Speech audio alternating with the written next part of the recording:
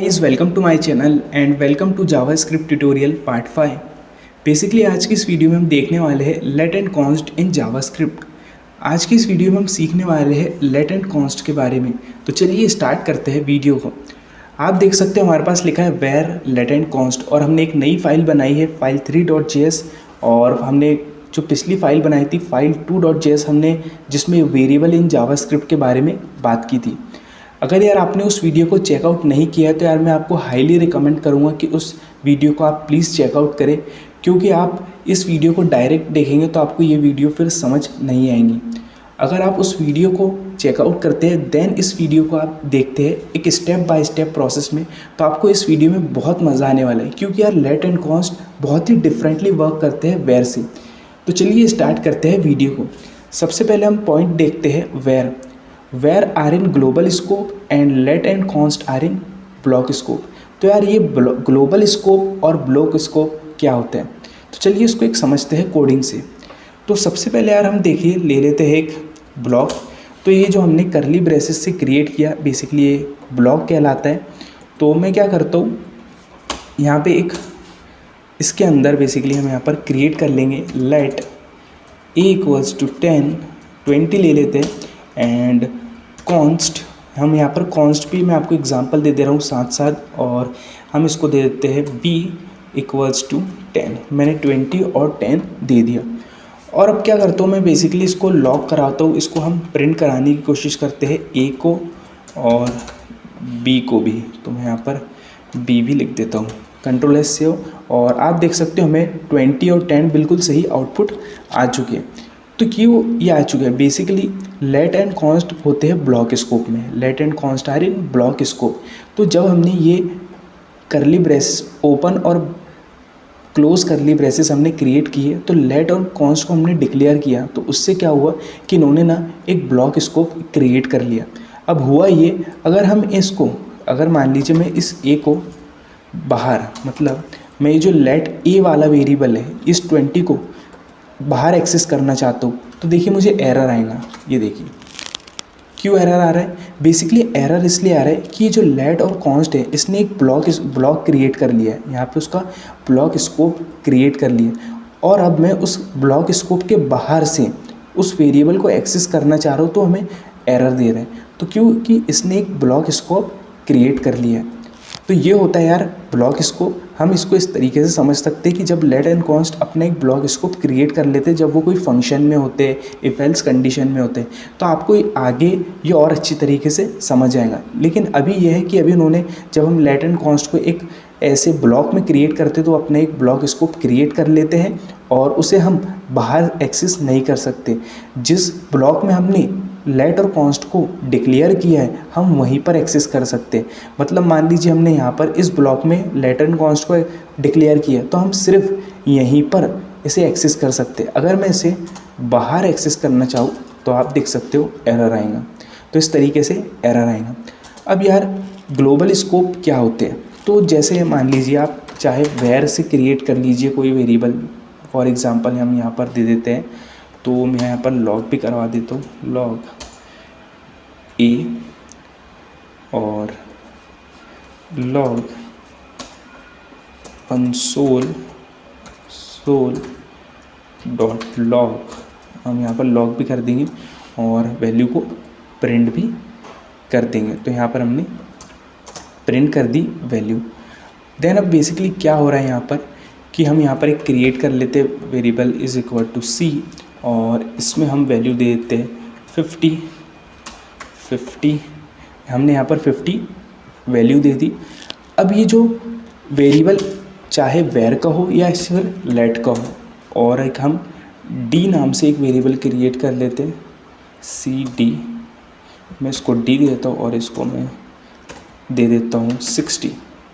तो अब देखिए क्या हुआ कि ये जो वेरिएबल हमने क्रिएट किए ये क्या है, ग्लोबल स्कोप में वेरिएबल क्रिएट किए। जो वेरिएबल ग्लोबल स्कोप में क्रिएट किए जाते हैं उनको हम कहीं पर भी एक्सेसिबल होते हैं। जो वेरिएबल ग्लोबल स्पेस में ग्लोबल स्कोप में डिक्लेयर किए जाते हैं वो कहीं पर भी एक्सेसिबल होते हैं। तो जैसे देखिए मैंने सी को ग्लोबल में किया, लेट को भी ग्लोबल में किया, तो मैं उन्हें कहीं पर भी एक्सेस कर सकता हूँ। तो मान लीजिए मैं इसको कंसोल, मैं क्या करता हूँ कंसोल डॉट लॉग, और मैं क्या करता हूँ कि जो बेसिकली डी है, सी को पहले हम कर लेते हैं। तो देखिए सी को, तो देखिए आपको 20 और 10 तो मिल ही रहा है, लेकिन सी का 50 भी मिल रहा है। क्यों 50 मिल रहा है? क्योंकि यार ये जो हमने वेरिएबल डिक्लेयर किए, ये ग्लोबल स्कोप में हमने डिक्लेयर किए हैं वेरिएबल को। तो जो वेरिएबल ग्लोबल स्पेस में, ग्लोबल स्कोप में डिक्लेयर किए जाते हैं, उन्हें हम कहीं पर भी एक्सेसिबल होते हैं। अब मान लीजिए मैं इसको कॉपी करता हूँ और मैं यहाँ पर लिख दूँ डी, तो मैं इसको डी को भी एक्सेस कर पाऊँगा। देखिए 60 भी मिल रहा है। अब मान लीजिए मैं इसे यहाँ इसके बाहर एक्सेस करना चाहूँ, तो इसके बाहर भी मैं एक्सेस कर सकता हूँ। आप देख सकते हो, इसको मैं कमेंट आउट कर देता हूँ, आपको और समझ में आ जाए, तो मैं बाहर भी एक्सेस कर सकता हूँ। तो ये होता है ग्लोबल स्कोप और ये होता है ब्लॉक स्कोप में। देन अब हम समझते हैं वेयर कैन बी अपडेट रीडिक्लेयर। हमने जैसे कि पिछली वीडियो में देखा था, मैं इसको कमेंट आउट कर देता हूँ पहले। जैसे कि हमने यार पिछली वीडियो में देखा था वेयर के बारे में, इसको हम अभी थोड़ा सा और देख लेते हैं कि आपको लोगों को अच्छा समझ आ जाए। तो वेयर में होता क्या है कि जैसे मैंने ए नाम से एक वैल्यू वेरिएबल नेम डिक्लेयर किया, उसको मैंने वैल्यू दे दी 20, तो हम उसको ऐसे सिंपली लॉक कर लेंगे ए, तो हमें आउटपुट आ जाएगा, जैसे कि आप भी सीख गए होंगे।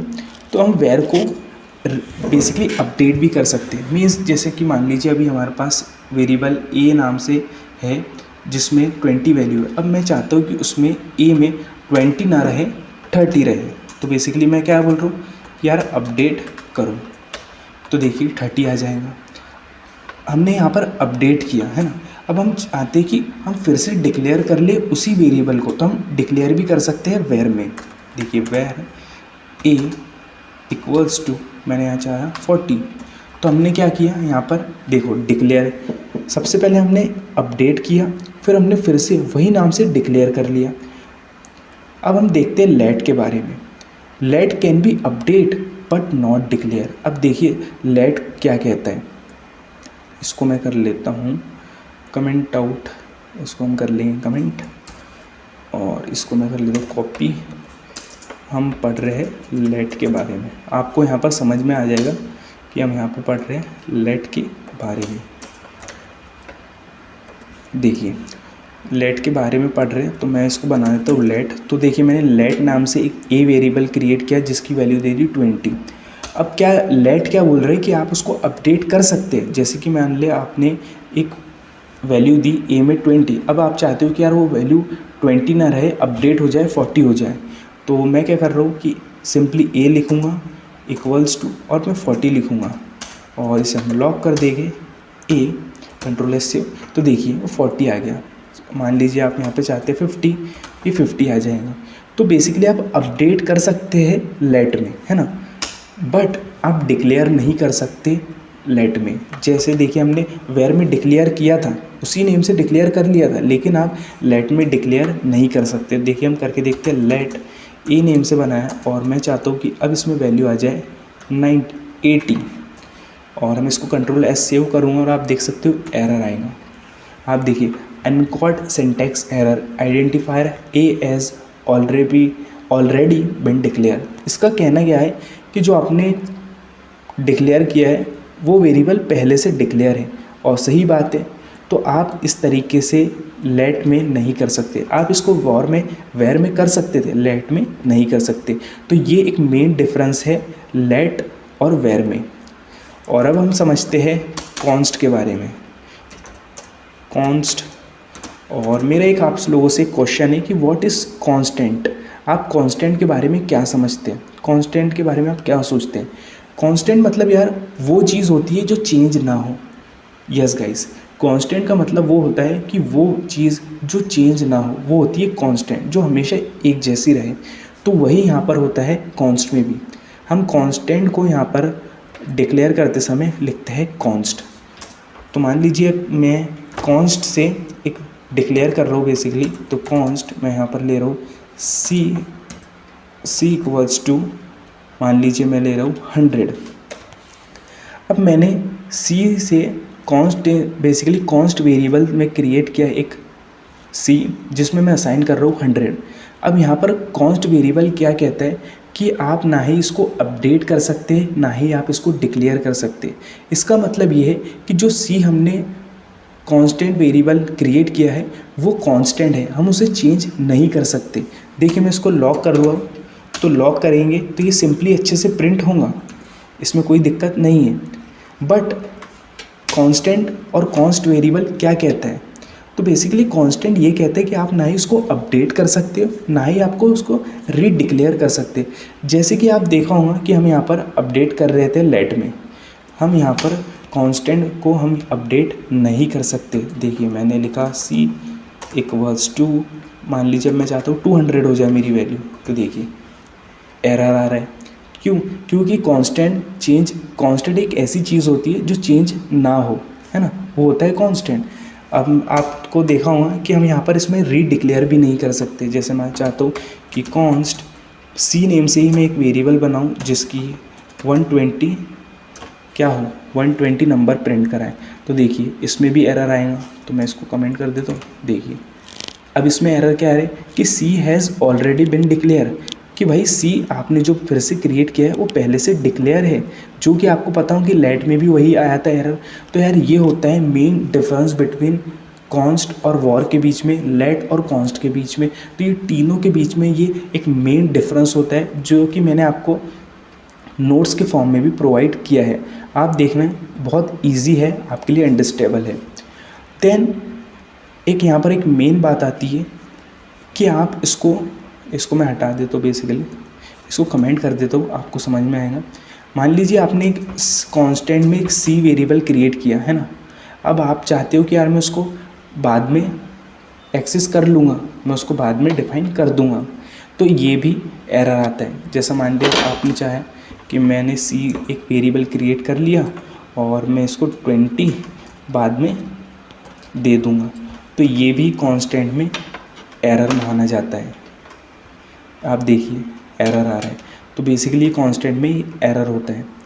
देन हमारा ES6 ECMAScript आया था। जैसे कि मैंने आपको इंट्रोडक्शन वीडियो में ECMAScript के बारे में बताया था, तो ECMAScript ने ES6 लाया था जिसे हम ECMAScript 2015 कहते हैं। तो 2015 में ECMAScript ने बहुत बड़ा अपडेशन किया था और वो अपडेशन था लेट एंड कॉन्स्ट के फॉर्म में। इससे पहले 2015 से पहले सभी लोग वेर का यूज़ करते थे, लेकिन 2015 में जब अपडेशन हुआ ECMAScript ने तो लेट एंड कॉन्स्ट लेकर आए और लेट एंड कॉन्स्ट ने बेसिकली वेर को हटा दिया।